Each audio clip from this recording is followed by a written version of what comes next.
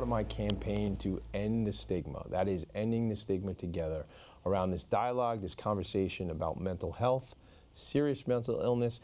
I believe mental illness, mental health is, it's really a continuum, right? I think we can all relate to trauma in our lives, and it's a conversation that we must have. So I'd encourage you to treat this the way I'm going to treat this. It's a journey, it's a campaign to explore and to learn about how we together can end the stigma.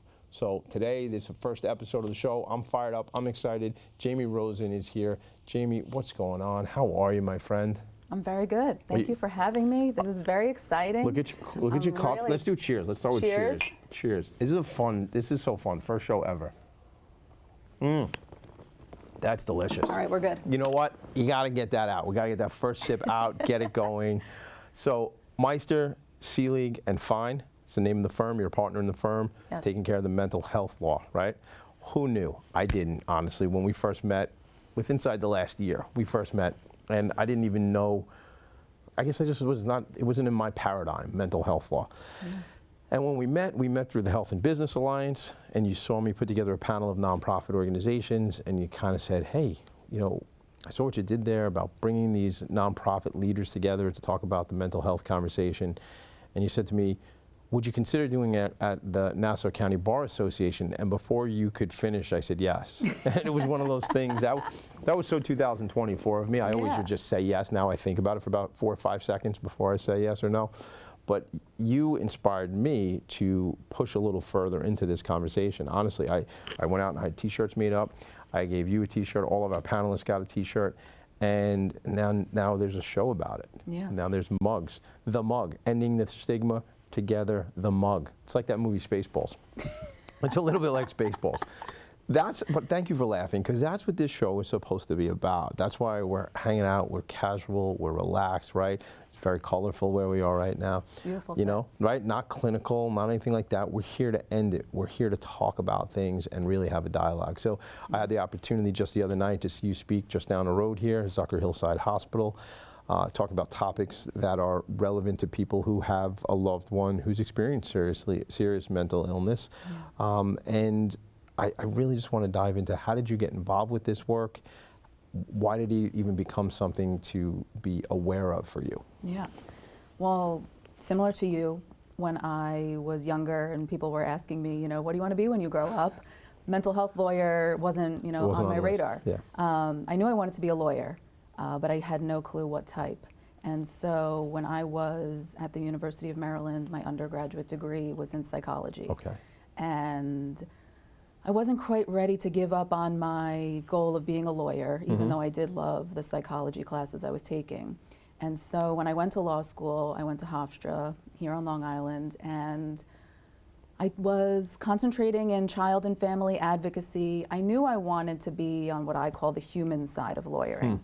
I was going to law school to work with people, help them solve their problems, and be an advocate for them. That I always knew from the beginning. Why was that important? Let me stop you there, because like, it's interesting. You know, some people want to go to law school because they want to do big like mergers and acquisitions, or they want to work in the corner office at a white shoe firm or something like that. But I have other friends like you who are concerned about social justice, who are concerned about people. Yeah. What was that, the background in psychology? Was it something you grew up with? Why did you have such a focus on people? Yeah, the idea of, you know, corporate law, business law just was so unappealing to me. You know, pushing papers in that way, it just wasn't what I saw myself doing.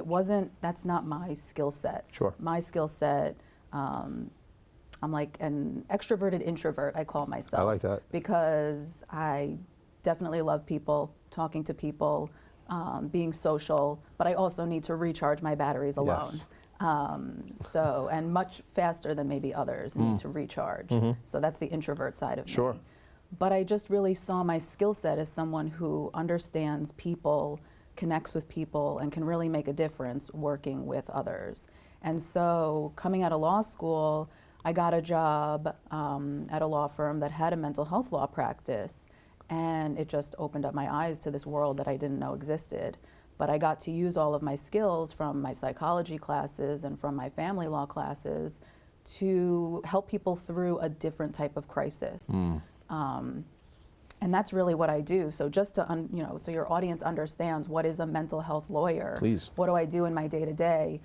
Generally, my clients are family members, friends of a loved one who suffers from a serious mental illness and or a substance use disorder or alcohol use disorder. And we're talking about serious mental illness. And they are full-time advocates for that loved one, for that vulnerable individual, in addition to their full-time job and their other family matters and everything else going on in their life. They are consumed by the advocacy that is required when you're fighting for treatment and services of a loved one who suffers from serious mental illness. And they're frustrated, they're exhausted, and they've been doing it alone generally. I mean, a part of what you're talking about today, the stigma, people don't talk to their friends at cocktail parties or out to dinner about their, adult child or their brother or sister who has serious mental illness. It's not a fun topic to talk about. People keep it inside. So what you're doing with this show and all the work that you do and the role that I see myself having as a lawyer in raising awareness and educating people about the system is all with the goal of just continuing the conversation, talking about the issues, raising awareness, trying to reduce some of the fear and the stigma around mental health issues. So when I'm, counseling clients, what type of issues are they managing? Just to give you an idea, we could be talking about a psychiatric hospitalization. So trying to get a loved one who is, acutely ill into a structured, supervised environment of a hospital. Going through the process of how do you get somebody admitted to a hospital, what's happening once they're on a psychiatric unit, how are you advocating for them, what are their rights, what are your rights as a family member, what are your legal options, and how do you plan for their discharge so that when they come out of a hospital and they come out of that structured environment back into the community, how do they stay connected to care? That's the goal. The goal is for them to stay stable in the community, live a better life, a high-functioning life, that they don't end up back in a hospital. So that's one area. Another area that I find when someone is, so chronically ill that it's impairing their functioning, that's when we start talking about longer-term interventions, something like guardianship, where someone might not be able to manage their personal affairs, their financial affairs on their own. They need someone to come in and assist them. So I represent clients in guardianship matters. Mental health issues really bleed into so many areas of the law. I mean, we're dealing with estate planning. Make sure you secure your legacy and plan for your loved one when you're no longer here. Protect assets that they might inherit so that it doesn't jeopardize their benefits, so that someone's managing money for them and it can be used for their benefit. We're talking about, sometimes I'm in family court. If somebody is so ill that they become a threat of violence or they actually commit an act of violence towards someone and you need protection. I've represented clients in getting orders of protection. I've co-counseled on criminal defense matters where someone gets involved in the criminal justice system and now family needs guidance or the defendant needs private counsel to help them navigate. What do I do? Do I stay in the mainstream criminal justice system? Do I divert over to mental health court? Wow. I mean, so much to navigate. So much to navigate. So it brings up, sorry to interrupt you, but it brings up, while you're speaking, I'm thinking of a friend of mine, Jeff McQueen, who will be on the show in the next couple episodes from the Mental Health Association in Nassau County. And, it's a 150 employee organization, nonprofit, supporting people with serious mental illness. And as it relates to the CJ, the criminal justice system there, it's like, what one comment he made to me was, we need to stop punishing people for being sick. Too many folks, and again, I don't know the statistics, and I take certain liberties because I don't have a designation in the stats or things like that, but I know people end up in the criminal justice system as a result of other challenges, that are not necessarily, they're not criminals. They have an illness and that's not being treated or addressed and things, right? Yeah. I mean, it's a real problem. I think that it's fair to say that, jails and the prisons are probably housing the largest population and providing treatment to the largest population of individuals who suffer from serious mental illness, more so than hospitals and other facilities. And it is a real problem, and it's important that you have the right counsel to guide not only the defendant but the family through their options and how to navigate that system. And that's just one system to navigate. I mean, I could go on and on about all the other ways that families really need somebody to educate them on what are the options, what are the pros and cons of every option. I see that role as a lawyer. Part of my job is to educate my clients and help empower them to make decisions on how to intervene, how to act to protect their loved one. And so to that end, ending the stigma, a lot of it is just about education. Raising awareness. When I'm consulting with a new client and helping them understand, they're helping them understand the clinical system, like the psychiatry of it, and the legal system. They're so closely intertwined, in any of the areas that we talked about. They're so closely intertwined, and they're so confusing, and there's so many obstacles to overcome. I mean, the biggest obstacle, you could say, is the stigma and the lack of insight. When it comes to stigma, that's why people avoid seeking help. They're afraid to ask for help. So when you say that, your clients are typically the family members, or do you also represent an individual who has their own serious mental illness at times, and to get their... Both. Okay. Yeah, both. So the piece, having been at the meeting where you were talking to this group through NAMI Queens the other night, National Association on Mental Illness Queens, Nassau chapter, I believe it is, and being in the room, nobody knows why I'm there. I don't know why anybody else is there, right? But as I look around and you see some people interacting and asking questions, and there was a woman in the front row who you sort of built a little bit of rapport with around a certain issue, an acronym, right? And I was just saying, I was thinking about that after I was leaving, I was going home to my wife and my 4 children and all the additional challenges we have, right? And then I thought, if somebody in my life had a serious mental illness on top of that, or similar but different, when you have an individual in your family who has different needs or different abilities, and it takes a lot of energy and time and advocacy, and I've been down these roads in different parts of my life, and it becomes much more complicated and makes life more complicated and things like that. And the individual who has either the special needs, the disability, or in this case the mental health issue, didn't ask for this. The family didn't ask for it, but it's part of our life, and we need. I remember leaving the other night where you said, as it relates to the social worker, if your family member or loved one is in a facility right now, you make best of friends with the social worker. I think I'll quote you, and I think you said, "Kill them with kindness," is I think what you said. But that to me is relationships, right? And you, as the attorney, are part of that advocacy team, part of looking out, right? Yeah. It's really important that, and I recognize that there's a role for a lawyer in these cases, but sometimes I can't do what I need to do without my team of people around me. Right. And that team generally would consist of some type of clinician. So whether it's, a doctor or a social worker or other mental health professional or a case manager, I'm constantly looking for people and meeting amazing people, some through you, who I can pull in as a resource for a client.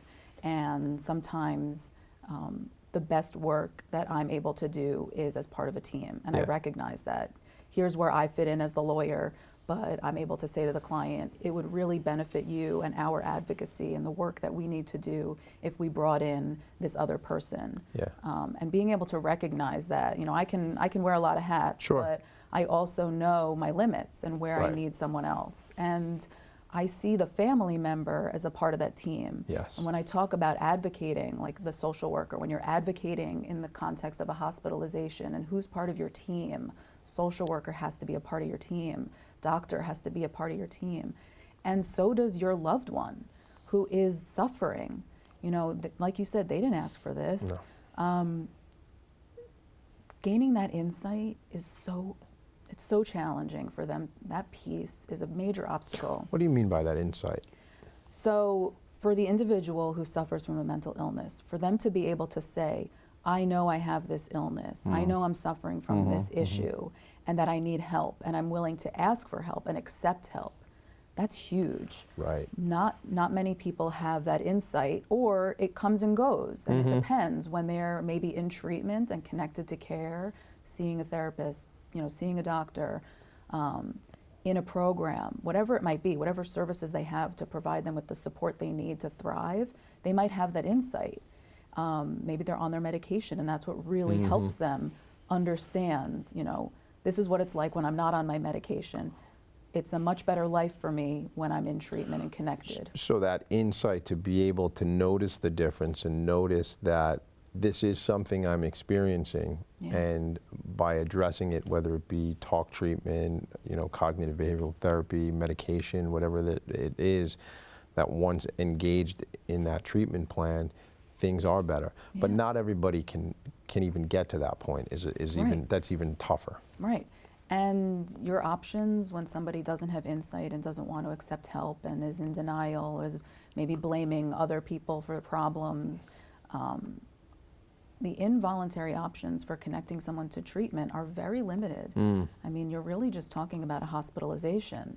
And, like we were talking about on Wednesday night at the NAMI event, to get somebody into a hospital and admitted, they have to meet certain legal criteria. Right. That's where, the law comes in. And New York, specifically has pretty strict mental hygiene laws about who can be kept in a hospital for psychiatric treatment and who can't. And that's, for the protection of the patients. Sure. You don't just, hospitalize someone because there's an allegation that they have a mental illness. They have to meet certain criteria to be kept, and they're kept there against their will.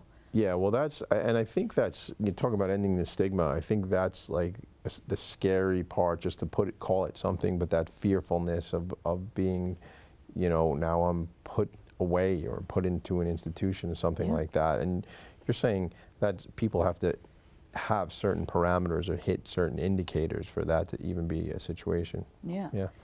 Which is limiting, though, it sounds like, too, for the family members, right? For people who do need help. And that's why the advocacy is so important. They have to understand, what are my options to get my loved one treatment? What are my chances of success in getting them the type of treatment they might need? And the options are limited sometimes. And so we do have to do a little bit of creative problem solving. And sometimes that's where the team of professionals comes in. And we have to figure out, okay, if we can't get somebody who really needs, to be in a hospital setting, if we can't get them there, what are our other options? So it sounds like, though, the team environment is everybody wants to support this individual. Nobody wants to push the person away. What they want to do is get this individual the treatment they need, right? Yeah. The thing that stands out for me is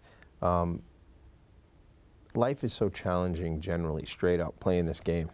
Just playing this game, life called life. It's difficult. I mentioned before, raising 4 children, and having a business and being involved in so many things personally, things can be stressful. And I try to normalize this conversation around it. Now we're talking pretty much so far about serious mental illness, but I believe, as I said, it's a continuum or it's a spectrum of mental health challenges. I use those word challenges. Again, I don't have the clinical background, but I have 47 years of knowing people, and I see it in my experience and my own personal journey in life. So I think we need to realize that, in my opinion, trauma is real. It's relative, in my opinion. I interviewed a gentleman on my show Philanthropy in Focus who is a veteran who was in combat and has serious PTSD, and he shared with me, and I almost started crying on the show. I hope I don't do it now, but I think I did cry that day on my show because he tried to explain to me, like, Tommy, your trauma, don't belittle or knock down your trauma because I was in a combat zone and experienced this. He said, what you've gone through is real for you, and so trauma is trauma, and we all live through that and are working through that. And that's why, like, if we can find more love and compassion for each other and realize, there's this quote by Robin Williams, everyone you meet is fighting a battle you know nothing about. Be kind always. And if we could do that, man, if we could do more of that, I just think it'd be better. Maybe I'm utopian and I'm like a short-haired hippie or something like that, but I just think if we could find that love more, Well, the positive side of this is, and to the end of raising awareness. You can't turn on the TV or open the newspaper without seeing something about mental health. Right.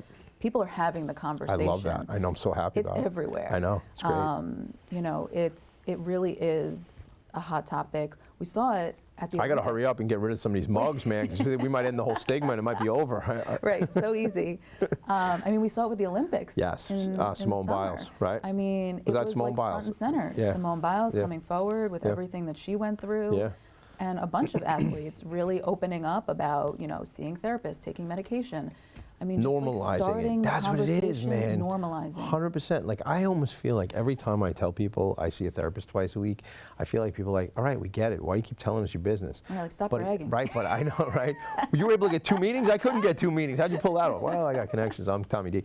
No, but I don't want it to be like, it's not a cry for attention. It really is for me to say, I do really cool stuff in the world, and I see my therapist twice a week, right? Yeah. And I got ADHD. And I feel like dropping that for everybody to see goes, oh, I can say that I experience depression, or even I could say that I have BPD, or, like, why shouldn't I? Well, you should, because that's part of your situation, and that's it. And the more open we can be about it, and that's how we win. That's how we win as a society. When it's just like everybody is who they are, and we work together. Yeah. That's that. I agree. I mean, you see it at so many different levels. Like you said, it's a continuum. You see it where like top executives have a coach. Yes. That's a type of, Sure. self-care. Yeah. Taking care of yourself, checking in with yourself. I mean, that's really important. Having access to those resources, having a therapist. Yeah. It's not something to be ashamed about. It's great, because this guy's got to listen to me talk. Yeah. It's great. Yeah. And gives me great feedback, and we have a cool relationship. But like, I don't have to feel bad that he's got to deal with my stuff. He got a copay out of the deal. It worked out. I'm only serious. Yeah. But it's like, it's that sort of thing that why is there, and in certain communities, in certain populations, there's even a bigger stigma. And that's what we're going to explore on this program, and all the stuff we're going to do here is like, kind of like, I'm interested, like why, but I'm less interested in why as I am in, let's just fix this thing. Yeah. But I do feel like the more, as I have people who are from the clinical side, or I have people who are, as you say, coaches, and people who are, meditation specialists and certain things like that, like, we're going to see this through many, many different lenses. Yeah, and everyone kind of plays their role. A lot of it comes down to education. Yes. There's a lot of misinformation out there. If I can even just help a client better understand the system a little bit, make it seem a little bit less scary and overwhelming, make them really understand that you don't have to go through this alone. Right. There are so many resources out there, so many people who can help you navigate through the system, answer your questions, help you, be a better advocate for your loved one. It's scary when you have to do all that alone. 100%. And again, like I said before, all the stuff people are dealing with already, and then now they have to go out and do all, not have to, but again, it is. It's like, the thing you just said, there's so many resources. Why don't we share a couple of resources that you feel are helpful for people? I mean, so obviously I've recently partnered with NAMI. Yes. They have endless resources for family members, whether it's, support groups or resources to help advocate.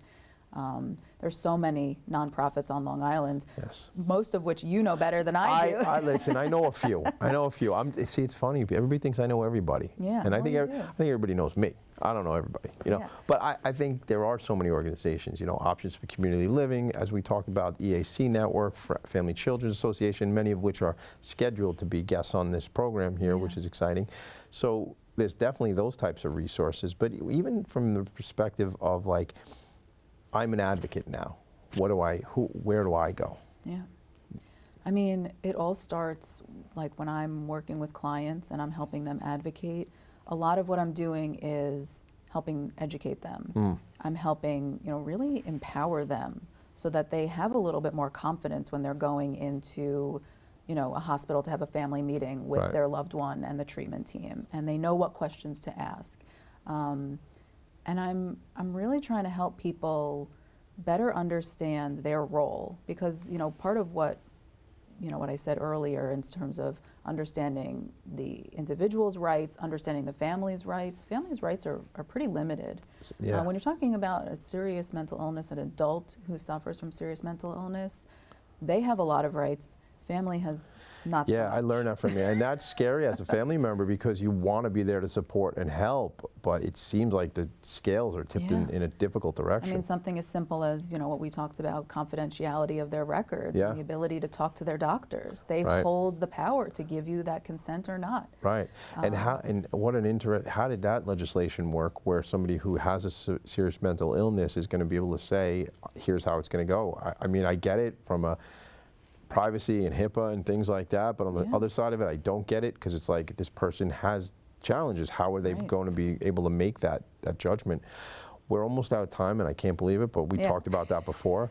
So here's what, through your lens, I've heard you say education a lot, but through your lens, if I had to put you on the spot, and I'm going to, ending the stigma together. How do we end the stigma? Yeah. That is such a good question. I mean, if I can just play even the smallest role working with individual clients, like that's what I say to clients is, when you work with me, I hope that we can achieve a better outcome than the way you did it last time. Right. My clients come to me, my loved one has been hospitalized so many times, and I'm like, we're gonna do it better this time. Yeah. We're gonna have a better outcome this time. And everything that I'm doing with them, educating them, helping empower them, helping them navigate the system, being their advocate, being like, the little voice in their ear every time that they're, advocating for their loved one, knowing that I'm on their side, that they're not alone, it makes a big difference, that they feel like this is not a secret, this is something that I'm doing for my family member because I love them and I care about them. If everybody can feel that way, feel empowered about understanding and navigating the system, we're making progress. I love that. It's so important. Like, I trust you know what you're doing, and I feel the love and compassion, though, as you would be speaking to a family, and that's the game changer. You probably don't even know this, but you've pushed me a little bit further in what I'm doing in the world, just simply as asking me to do that panel at the Nassau County Bar Association that day. Yeah. I said, let's make shirts. I came up with all these ideas, and it all came out of that. So I'm grateful for knowing you. How do people get in touch with you if they need to? Yeah, call me. Okay. You want me to get my phone number? Sure, I guess so, sure. 646-539-3705. That's my direct dial at the law firm. My email, JR, my initials, JR@MSF, as in meisterseelig-fine-law.com. You can go on our website, meisterseelig.com, read all about me. I love it. Yeah, please contact me. Feel free to ask any questions. See if I can help you. I'd be happy to talk. Thank you. What a great resource you are. I'm so glad you're my friend. Thank you for being here. Thank you for having me. You're very welcome. I'm very fortunate. I feel like the little boy who got everything he ever wanted and a pink jacket too. Thank you so much for being here. Thank you so much. You're welcome. Let me say goodbye to everybody. All right, folks, listen, this has been the first episode ever of Ending the Stigma Together. It is a mission, it is a campaign, it is a journey we are on together. We're going to make the world a better place through compassion and love. Check out endingthestigma.us to find out a little bit more. And this is, again, another In Focus production. Make it a great day. See you later. Bye.